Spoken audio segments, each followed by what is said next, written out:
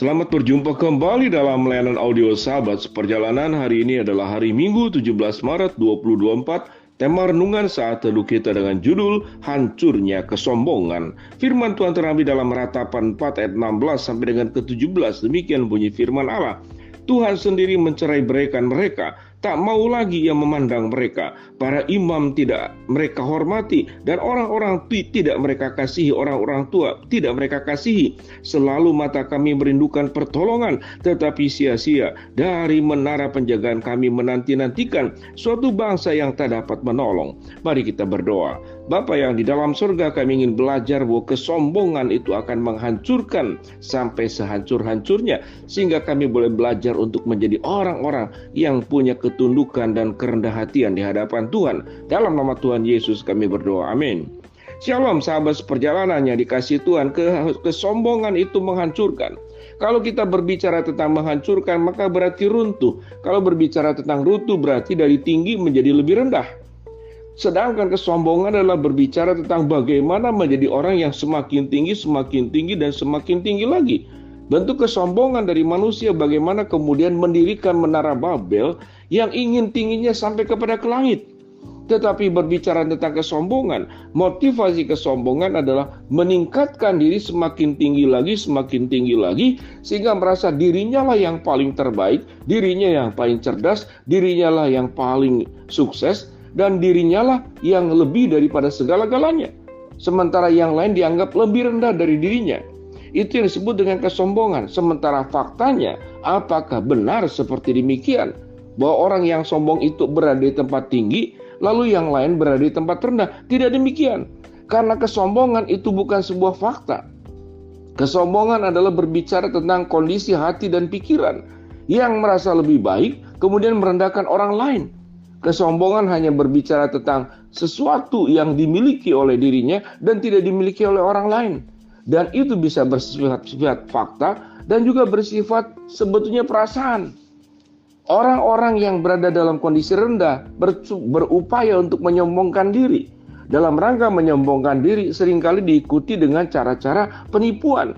Diikuti dengan cara-cara merubah fakta, merubah keadaan, merubah data. Itu dengan kesombongan.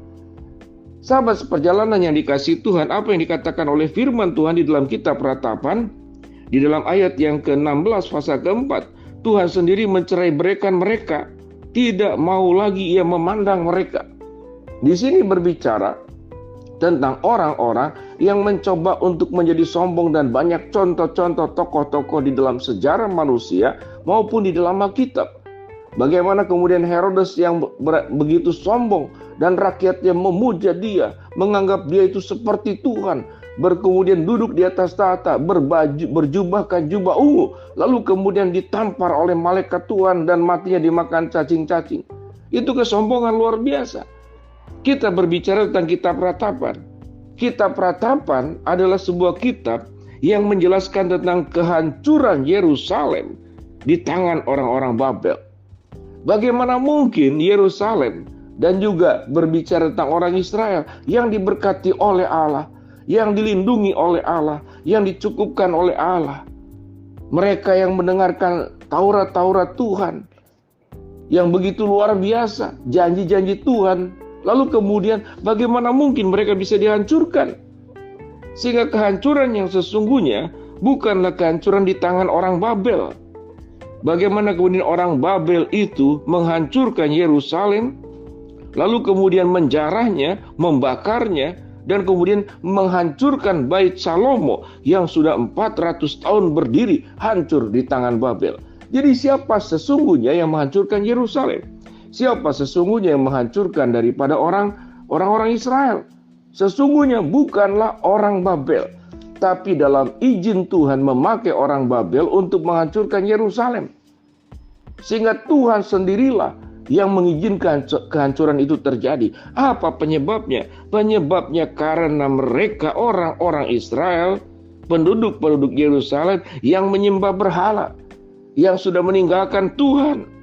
Yang di dalam catatan Ratapan yang kita baca ayat 16, Tuhan sendiri mencerai-beraikan mereka.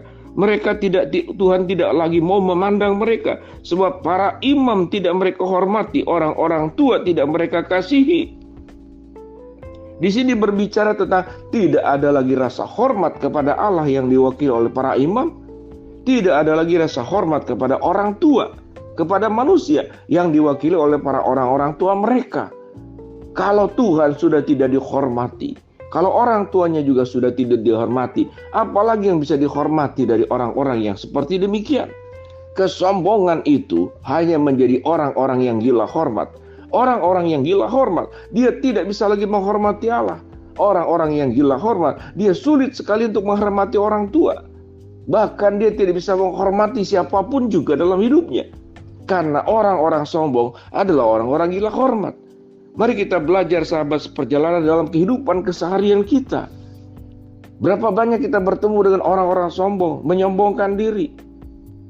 Memamerkan mungkin kekayaannya, memamerkan kecerdasannya. Lalu kemudian juga menjadi orang yang sangat berbicara itu luar biasa. Sangat hiperbol, dilebih-lebihkan.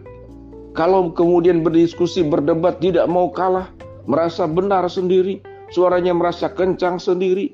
Ini kelompok yang merasa menjadi orang-orang yang harus dihormati dalam dirinya. Sahabat seperjalanan, menjadi orang-orang yang gila hormat, menjadi orang-orang yang sombong.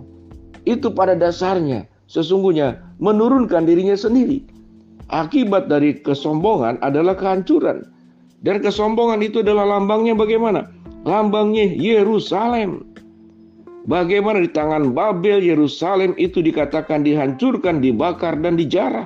Bagaimana bahkan bait Salomo yang sudah 400 tahun berdiri dibuat hancur. Dan itu dalam izin Tuhan. Demikian juga sahabat seperjalanan.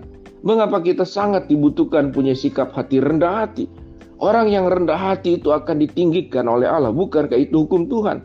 Barang siapa yang ingin meninggikan diri akan direndahkan. Dan orang yang merendahkan diri akan ditinggikan oleh Allah. Kesombongan itu pada prinsipnya itu menghancurkan. Kesombongan adalah upaya menjadi orang yang terus meningkat tinggi. Dengan cara apa? Dengan cara menindas, dengan cara berucap sombong, dengan cara memamerkan. Tapi orang-orang seperti demikianlah, sama seperti dengan Yerusalem, akan Tuhan hancurkan, akan Tuhan ratakan dengan tanah. Akan Tuhan izinkan peristiwa-peristiwa yang kita tidak sukai terjadi dalam hidup kita, di dalam waktu sesaat.